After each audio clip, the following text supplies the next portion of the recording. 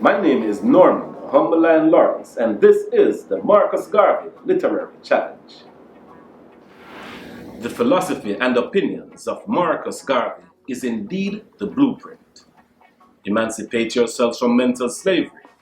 None but ourselves can free our minds is one of the most famous quotes that is most times credited to Bob Marley, but is actually a quote from a speech by Marcus Garvey, the father of Pan-Africanism, done back in 1937.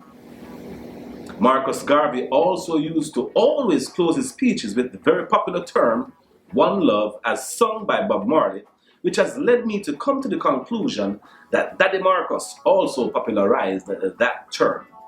He would most times end his speeches by saying, one God, one aim, one destiny, one love. The philosophy and opinions of Marcus Garvey has deeply influenced reggae music.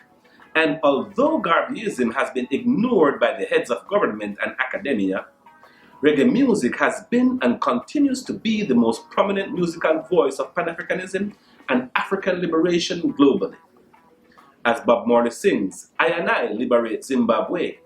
Freedom fighters worldwide has been inspired by the Garvey-influenced message of reggae, from Burning Spear to Chronixx. As we celebrated the 133rd birthday anniversary of Marcus Garvey on August 17, 2020, it is crucial to remember that the blueprint for us as a people is still the philosophy and opinions of Marcus Garvey.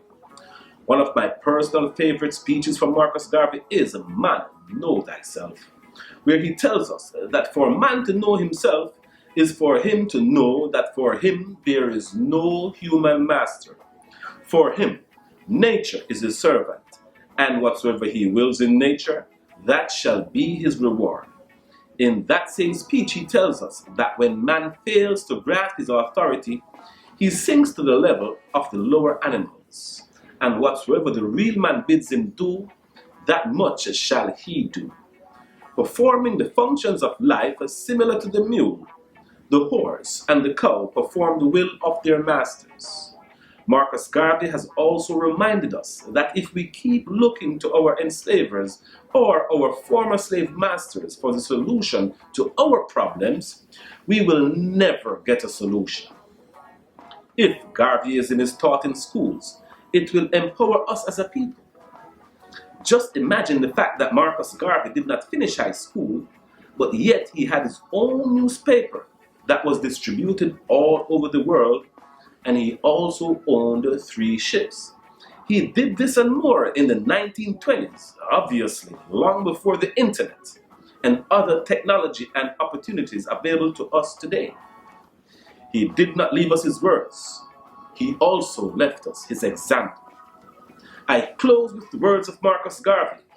Up, ye mighty race, you can accomplish what you will.